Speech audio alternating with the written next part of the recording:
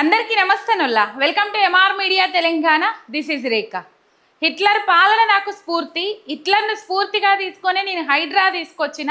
Hitler పాలనలో హైడ్రా అనేది ఒక కోర్ థీమ్ ఉండే, దాన్ని ఆదర్శంగా తీసుకొని నేను ఇక్కడ హైడ్రాను తీసుకొచ్చిన అని చెప్పేసి మాట్లాడిండు రేవంత్ రెడ్డి. ఇది ఒక బ్రెయిన్ చైల్డ్ అని చెప్పేసి మాట్లాడిండు. ఇలా హైకోర్టు ఇచ్చిన తీర్పును బట్టి ప్రజాస్వామ్యం గెలిచింది, హిట్లర్ పాలన ముగిసింది అని చెప్పేసి నినాదాలు వినబడతా ఉన్నాయి. అయిపోయింది, ఇక హైడ్రా రంగనాథ్ పని అయిపోయింది, నెక్స్ట్ నీవంతే రేవంత్ అని చెప్పేసి చాలామంది మాట్లాడుతూ ఉన్నారు. అసలు ఏం చెప్పింది హైకోర్టు ధర్మాసనము, ఏ విధంగా రేవంత్ రెడ్డికి పెద్ద షాక్ తగిలింది, ఈ అంశాలన్నీ మనం ఈ వీడియోలో మాట్లాడుకుందాము. మీరు ఒక్క సబ్స్క్రైబ్ చేసుకుండ్రి, మీ ఒక్క సబ్స్క్రైబ్ నాకు ఎంతో బలాన్ని ఇస్తుంది. చూస్తూలో ఒక లైక్ కొట్టుండ్రి, అట్లనే కింద కామెంట్ పెట్టుండ్రి. ఇక అసలు ముచ్చట్లకు పోతే హైడ్రా అనేది పేదోళ్ళ గుండెల్లో గుబులు. హైడ్రా రంగనాథ రంగనే ఒక రాక్షసుడు వస్తుండన్న ఆలోచన ఎక్కడ ఎఫ్టీఎల్ తెలియదు, ఎక్కడ బఫర్ జోన్ తెలియదు. మనం పైసా కూడబెట్టుకొని కొనుక్కున్న ఇల్లు, చదువుకున్నోళ్ళు చదువుకోనోళ్ళు అందరూ జమ చేసుకొని కొనుక్కున్న ఇల్లులు ఏ రాత్రి ఏ మూలకు పోయి కూలగొడతాడో తెలియకుండే ఈ హైడ్రా బుల్డోజర్లతోని.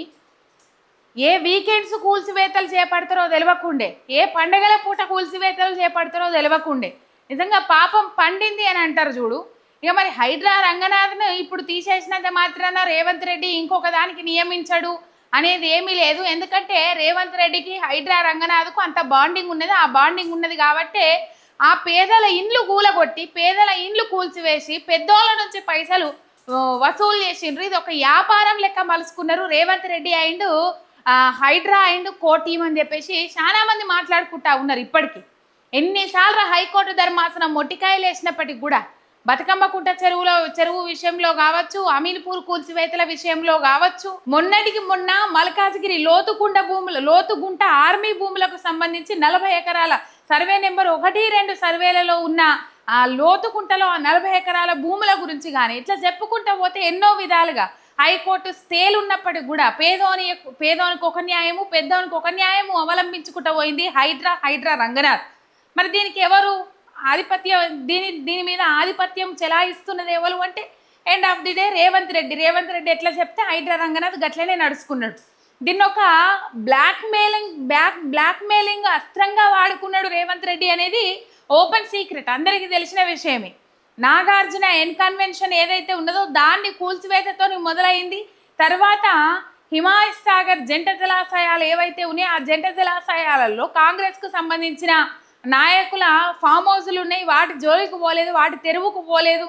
దుర్గం చెరువులో ఉన్న రేవంత్ రెడ్డి అన్న తిరుపతి రెడ్డి ఇంటి జోలికి పోలేదు. కానీ పేదోళ్ళ ఇండ్లను, పేదోళ్ళ గుడిసెలను పీక్ అవతల వారేసిండ్రు నిమిషాల వ్యవధిలో.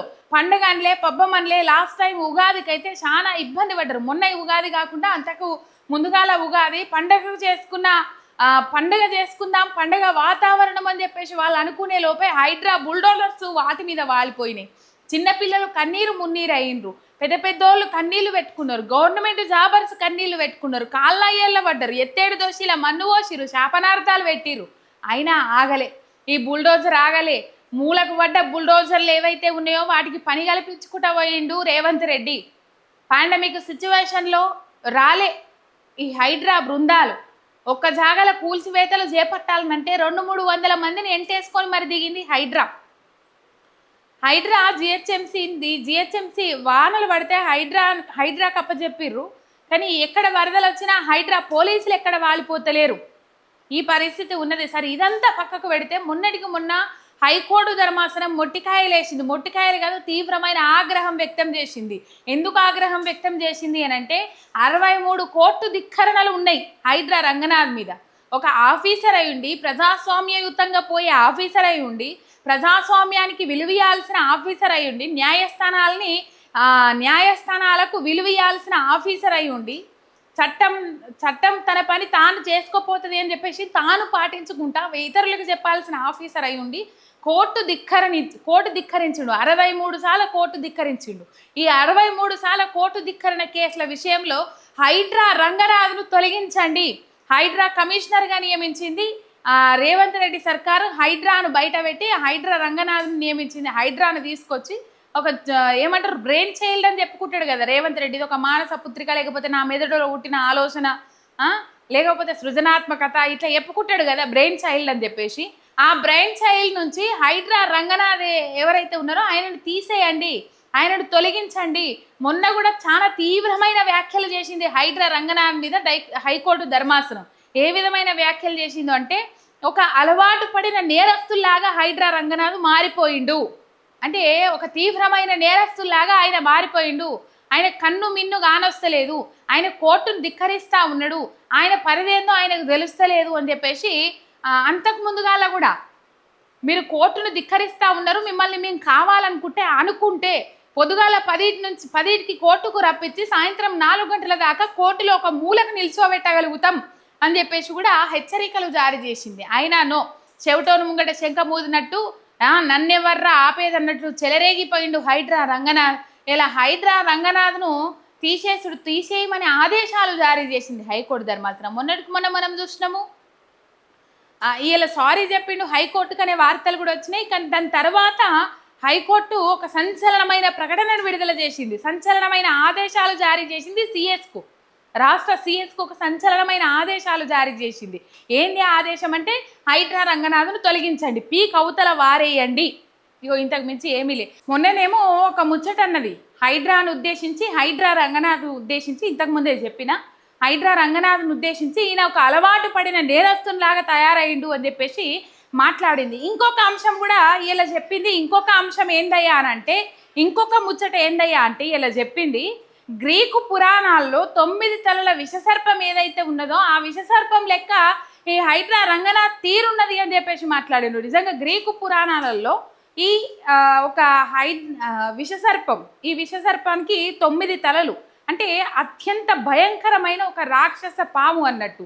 అంటే ఆ పాముకు తలలు తీసేసిన కొద్దీ ఇంకా తలలు వస్తాయా, లేకపోతే అది కేవలం వాసన, దాని వాసన డేంజరేనట, దాని రక్తం కూడా చాలా డేంజరేనట. అట్లా ఇట్లా మనుషులను పశువులను ఇట్లా ఏవి వదలకపోతుండే, చాలా డేంజర్గా అది చేస్తుండేనట. అగో ఆ సర్పంతో పోల్సింది హైకోర్టు ధర్మాసనం. ఆయనను విఐపి గేట్ నుంచి కాకుండా సాధారణ పబ్లిక్ పోయే గేట్ల నుంచి లోపలికి అలో చేసిండ్రు. విఐపి గేట్ నుంచి పోనీయలే సెక్యూరిటీ సిబ్బంది. అక్కడ సాధారణ జనం పార్కింగ్ చేసే జాగాలు ఆయన కార్ పార్కింగ్ చేసి లోపలికి వెళ్ళిపోయిండు. నిజంగా చెప్పాలంటే ప్రతి ఒక్కరూ ఆఫీసర్లు, గవర్నమెంట్ వేరు, ఇక్కడ ప్రభుత్వం వేరు. గవర్నమెంట్లో ఈ కొలువులు తెచ్చుకునేటోళ్ళు ఎవరైతే ఉంటారో, కొలువులు తెచ్చుకునేటోళ్ళు వాళ్ళకి ఒక టైం పీరియడ్ ఉంటుంది. ఆ టైం వరకు వాళ్ళు ఉండాల్సిందే. ఇలా ప్రభుత్వాలు 5 ఏళ్ళకోసారి ఊలిపోతాయి. 5 ఏళ్ళకోసారి ప్రజాస్వామ్యయుతంగా ప్రజలు కొత్త ప్రభుత్వాలను ఎన్నుకుంటారు, కొత్త రాజకీయ పార్టీలను ఎన్నుకుంటారు. కానీ ఆఫీసర్లు అట్లా కాదు కదా, ప్రజలు ఎన్నుకోరు కదా, వాళ్ళు కష్టపడి సంపాదించుకున్న ఉద్యోగాలు కదా, ఏ ప్రభుత్వంలోనైనా వీళ్ళు పనిచేయాలి కదా. ప్రభుత్వంతో పాటు వీళ్ళు ప్రజలకు మంచి చేయాలనే ఆలోచనతో ముందడుగు పోతే కదా అక్కడ ప్రజాస్వామ్యయుతంగా మంచిగా ముందడుగు పోయినట్టు అవుతుంది, ప్రజాక్షేమం ధ్యేయంగా ముందడుగు పోయినట్టు అవుతుంది. కానీ అట్లా కాదు ఇక్కడ. నిజంగా హైడ్రా వస్తుందంటేనే గజగజ వణికే పరిస్థితి. హైడ్రా వల్ల రియల్ ఎస్టేట్ వ్యాపారాలు దెబ్బతిన్నాయి. హైడ్రా వల్ల ఎంతోమంది బతుకులు రోడ్ల మీద పడ్డాయి, ఎంతోమంది ఆగమైపోయినరు, తిందామంటే తిండి లేని పరిస్థితులు, కూలి పని చేసుకునేటోళ్ళకు కూలీ పని దొరకని పరిస్థితి. ఎంత హైడ్రా సృష్టించిన విధ్వంసం అంతా ఇంత కాదు, రియల్ ఎస్టేట్ మొత్తం డమాలైపోయింది. చిన్న చితక వ్యాపారాలు చేసుకునేటోళ్ళ పరిస్థితి ఘోరమైపోయింది. రోడ్డు పక్కన స్ట్రీట్ వెండర్స్ పరిస్థితి అయితే ఇంకా దారుణమైపోయింది. ఇట్లా హైడ్రా సృష్టించిన విధ్వంసం అంతా ఇంత కాదు.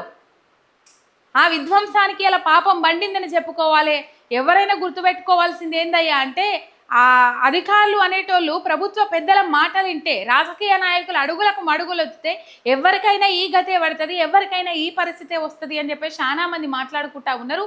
ఇక మరి చూద్దాం రేవంత్ రెడ్డి ఏం చేస్తాడు, ఏం కథ తెలియదు. కానీ ఇక మరి దానికి సబ్బు పెడతాడా, ఇంకొకటి ఏం పెడతాడు, సబ్బని పెట్టి హైడ్రా రంగనాథ్కు మళ్ళీ ఉద్యోగం ఇస్తాడా, పీకి ఇంకో జాగాలేస్తాడా తెలియదు. కానీ మొత్తం మీద ఈ హైడ్రా నుంచి రంగనాథ్ను తీసేయాలి, ఆయన ప్లేస్లో ఐజీ లెవెల్ ఆఫీసర్ను నియమించాలి, ప్రత్యామ్నాయ ఆఫీసర్ను నియమించాలని చెప్పేసి హైకోర్టు ధర్మాసనం చెంపపెట్టు సమాధానం ఇచ్చింది. నేను ఇట్లన్నా ఆదర్శంగా తీసుకున్నా, లేకపోతే నాది బ్రెయిన్ చైల్డ్ అని చెప్పేసి చెప్పుకుంటున్న రేవంత్ రెడ్డికి ఇది ఒక దిమ్మ తిరిగే సమాధానం, దిమ్మ తిరిగే షాక్ అని చెప్పుకోవాలి. ఒక సబ్స్క్రైబ్ చేసుకొని సపోర్ట్ చేయండి. మీ ఎంఆర్ మీడియా తెలంగాణ చిన్నారు.